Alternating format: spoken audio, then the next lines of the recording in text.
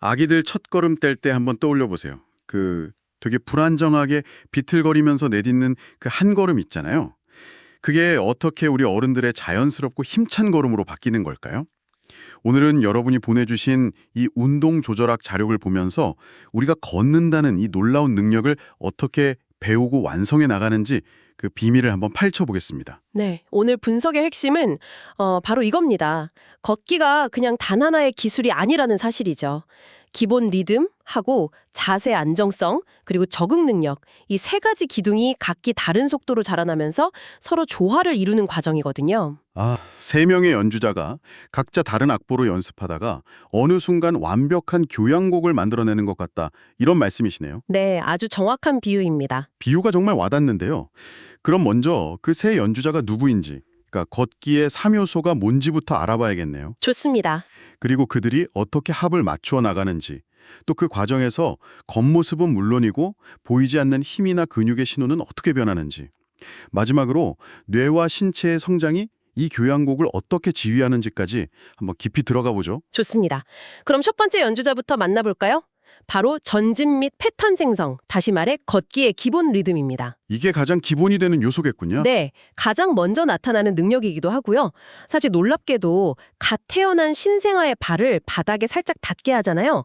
그럼 마치 걷는 것처럼 다리를 번갈아 움직이는 원시 보행 반사를 보입니다. 잠깐만요. 신생아 때부터요? 네, 이건 걷기의 기본 리듬을 만드는 프로그램이 척수나 뇌줄기 수준에 이미 내장되어 있다는 아주 강력한 증거죠. 와, 그거 정말 흥미롭네요. 아니, 그 걷기 프로그램의 기본 코드가 이미 있는데도 아기가 거의 1년 가까이 걷지 못하는 걸 보면 걷기에서 가장 어려운 부분은 사실 리듬 생성이 아니라 자기 몸을 중력에 맞서서 제어하는 능력, 이거라고 볼 수 있겠네요. 정확합니다. 바로 그 지점이 두 번째 연주자, 정의 및 안정성, 즉 자세 조절 능력의 중요성을 말해주는 거죠. 앞으로 가기 전에 일단 바로 설 수 있어야 하니까. 맞습니다. 그래서 이 안정성은 기본 패턴이 나타난 후에 아주 빠르게 발달합니다. 발달 순서도 명확해요. 먼저 머리를 가누고, 그 다음 혼자 앉고, 마지막으로 붙잡고 서는 순서로요. 그래서 아기들이 처음 걸을 때 보면 팔을 양옆으로 이렇게 번쩍 들고 다리는 엄청 넓게 벌리고 걷는 거군요. 그게 다 균형 잡으려는 필사적인 노력이었네요. 맞습니다. 그게 바로 높은 가드 자세와 넓은 지지면을 이용하는 전략입니다. 아직 스스로 균형을 잡는 능력이 부족하니까 구조적으로 안정성을 최대한 확보하려는 거죠. 그렇군요. 그래서 양발이 모두 땅에 닿아 있는 시간도 어른보다 훨씬 길고요. 알겠습니다. 그럼 마지막 세 번째 연주자는 누구인가요? 이 연주자가 가장 까다로울 것 같은데요. 네, 맞아요. 마지막 요소는 바로 적응 능력입니다. 환경 변화에 대응하는 능력인데 이 능력이 가장 늦게 발달하고 사실상 평생에 걸쳐 정교해집니다. 평생에 걸쳐서요? 네, 그냥 평평한 마룻바닥 걷는 거랑 장난감이 널려있는 거실을 피해서 걷는 건 완전히 다른 차원의 능력이거든요. 보통 한 3세에서 5세가 되면 속도 조절이나 간단한 장애물 회피가 가능해지고요. 6세에서 8세 이후가 되어야 복잡한 환경에서도 안정적인 성인형 보행이 나타납니다. 그렇군요. 결국 걷기는 하나의 기술이 아니라 리듬, 안정, 적응, 이 세 연주자가 각자 성장하다가 마침내 완벽한 화음을 맞추는 과정이다. 그럼 이 연주자들이 본 공연에 들어가기 전에 뭐랄까 일종의 기초 훈련이나 리허설 같은 단계도 있나요? 기어다니는 것 같은 움직임들이요? 아주 중요한 지적입니다. 걷기는 갑자기 시작되는 게 아니거든요. 이전 단계의 움직임들을 통해서 착실하게 준비가 됩니다. 말씀하신 네발기기가 완벽한 예행 연습이죠. 예행 연습이요? 네. 배밀이에서 네발기기로 발전하면서 팔다리를 교대로 움직이는 패턴을 익히고요. 어깨와 골반으로 자기 체중을 지지하는 훈련도 합니다. 또 시선은 앞을 보면서 손과 무릎을 협응시키죠. 그러니까 보행의 3요소, 전진 패턴, 자세 안정, 적응을 걷기 전에 미리 연습하는 거군요. 그렇죠. 그보다 전 단계인 구르기 역시 마찬가지고요. 구르기도요? 그건 그냥 몸을 뒤집는 거 아닌가요? 처음엔 통나무처럼 몸 전체를 한 번에 돌리지만 점차 머리, 어깨, 골반이 순서대로 따로 움직이는 분절적 구르기로 발전합니다. 아, 분절적 구르기. 네, 바로 이 분절적 움직임이 나중에 걸을 때 몸통을 자연스럽게 회전시키는 능력의 기초가 되는 겁니다. 와, 정말 모든 움직임이 다 연결되어 있네요. 그럼 그 모든 리허설을 마치고 마침내 아기가 첫 걸음을 떼었을 때 그 아장아장한 걸음은 우리랑 구체적으로 어떻게 다른가요? 눈에 보이는 특징들부터 좀 비교해 보죠. 모든 게 불안정성을 보상하기 위한 전략이라고 보시면 쉽습니다. 우선 보폭은 굉장히 짧고 속도는 느린데 발을 옮기는 횟수, 즉 보행수는 어른보다 훨씬 많아요. 종종 걸음을 치는 거죠. 네네. 자세는 아까 말씀드린 것처럼 안정성을 위해서 발 사이 너비를 넓게 벌리고 발끝이 바깥쪽을 향하고요. 발 딛는 소리부터 다르잖아요.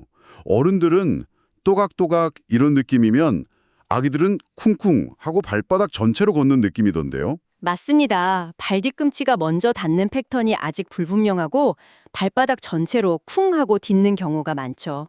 몸 전체적으로도 무릎과 엉덩 관절을 약간 구부린 웅크린 자세에 팔은 그 높은 가드 자세를 하고 있고요. 아, 맞아요. 그리고 모든 걸음이 조금씩 달라서 변동성도 매우 큽니다. 그럼 그 불안정한 모습이 어떻게 우리가 아는 그 안정적인 걸음으로 바뀌나요? 모든 것이 효율적으로 바뀝니다. 보폭이 길어지고 속도가 빨라지면서 불필요하게 많았던 보행수는 감소하고요. 네.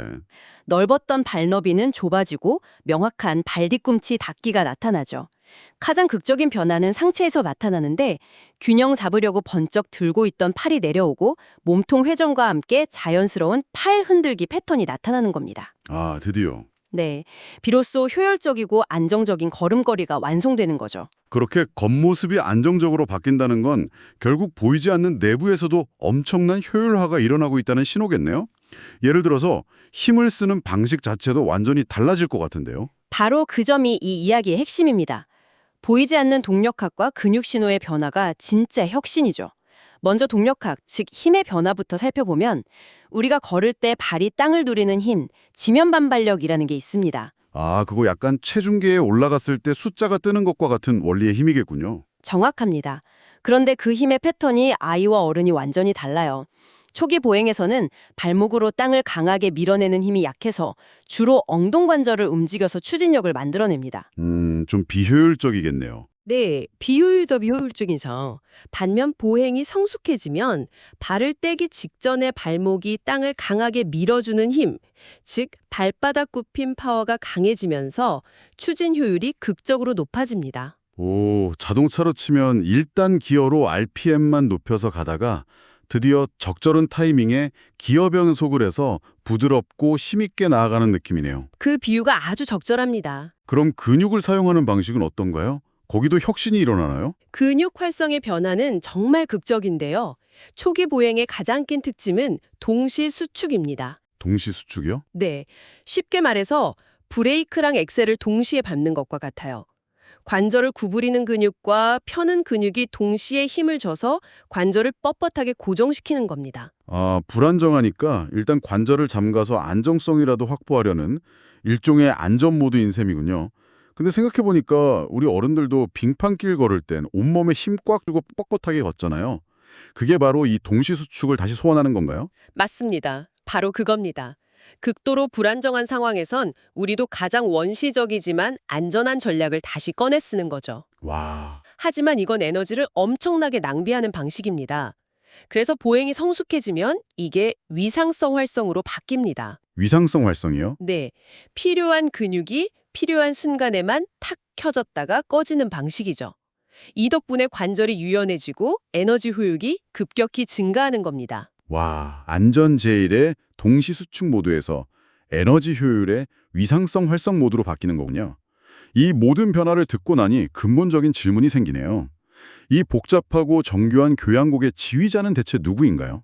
뇌라는 소프트웨어가 신체를 프로그래밍하는 건지 아니면 신체라는 하드웨어의 성장이 뇌에게 새로운 가능성을 가르쳐주는 건지. 정답은 둘 다입니다. 어느 하나만으로는 절대 설명할 수 없죠. 소프트웨어와 하드웨어가 서로 대화하면서 함께 발전하는 과정입니다. 그럼 먼저 소프트웨어, 즉 신경계는 어떤 역할을 하는지부터 보죠. 신경계는 크게 감각, 운동, 인지 시스템으로 기여합니다. 먼저 감각 시스템은 정보를 입력하죠. 발바닥이 땅의 질감을 느끼는 몸 감각, 눈으로 장애물을 파악하는 시각, 그리고 몸의 균형 기준이 되는 전정 감각이 끊임없이 뇌로 정보를 보냅니다. 아, 초기 보행에서는 특히 시각에 대한 의존도가 매우 높겠네요. 맞습니다. 그 정보를 바탕으로 운동 시스템이 명령을 내리는 거죠. 네. 뇌의 여러 부분이 역할을 분담하는데요. 척수는 기본 리듬을, 손에는 타이밍과 오류 수정, 바닥행은 움직임의 자동화를, 그리고 대뇌겉질은 의도적인 조절을 담당합니다. 초기에는 생각하며 걷기 때문에 대뇌겉질의 역할이 아주 큽니다. 맞아요. 그래서 아기들이 걸을 때 보면 엄청나게 집중하잖아요. 옆에서 말만 걸어도 균형을 잃고 넘어지기도 하고요. 바로 그게 인지 시스템과 관련이 있습니다. 초기 보행은 자동성이 낮아서 주의력을 엄청나게 요구하거든요. 그래서 다른 일을 동시에 하는 이중과제에 매우 취약하죠. 아, 하지만 걷기가 발달하면서 자동성이 높아지고 나중에는 노래를 부르거나 대화를 하면서도 자연스럽게 걸을 수 있게 되는, 즉 인지-운동 통합이 이루어집니다. 그렇군요. 그럼 하드웨어, 즉 신체의 성장은 어떻게 이 지휘에 참여하나요? 하드웨어의 변화도 소프트웨어만큼이나 중요합니다. 우선 신체 비율이 달라지죠. 아, 맞다. 아기 땐 머리가 크죠? 네, 몸에 비해 머리가 크고 다리가 짧잖아요. 성장하면서 다리가 길어지면 무게중심이 자연스럽게 낮아져서 안정성과 효율이 모두 좋아집니다. 당연히 근력이 강해지는 것도 필수적이고요. 그렇죠. 또 다양한 바닥을 걸어보고 여러 속도로 움직여보는 경험과 연습량 자체가 적응 능력을 키우는 최고의 훈련이 됩니다. 심지어 바닥의 마찰력이나 신발 같은 환경적 요인까지도 영향에 미치죠. 오늘 우리는 아기의 첫걸음이라는 이 경이로운 순간에 숨겨진 과학을 깊이 들여다봤습니다. 걷기는 그냥 다리를 움직이는 게 아니라 리듬, 안정, 적응이라는 세 연주자가 평생에 걸쳐 합을 맞춰가는 교향곡이라는 걸 알게 됐네요. 네. 눈에 보이는 아장아장한 자세의 변화부터 보이지 않는 내부에서 일어나는 힘과 근육의 효율 혁명까지, 그리고 이 모든 것을 지휘하는 뇌와 신체의 협응까지 정말 놀라운 여정이었습니다. 이런 과정을 보면 걷기라는 게 한 번 배우면 끝나는 기술이 아니라 평생에 걸쳐 적응하고 변해가는 과정처럼 느껴지네요. 네, 맞습니다. 오늘 자료는 걷기가 어떻게 발달하는지에 초점을 맞췄죠? 여기서 한 걸음 더 나아가 이런 질문을 던져보면 어떨까요?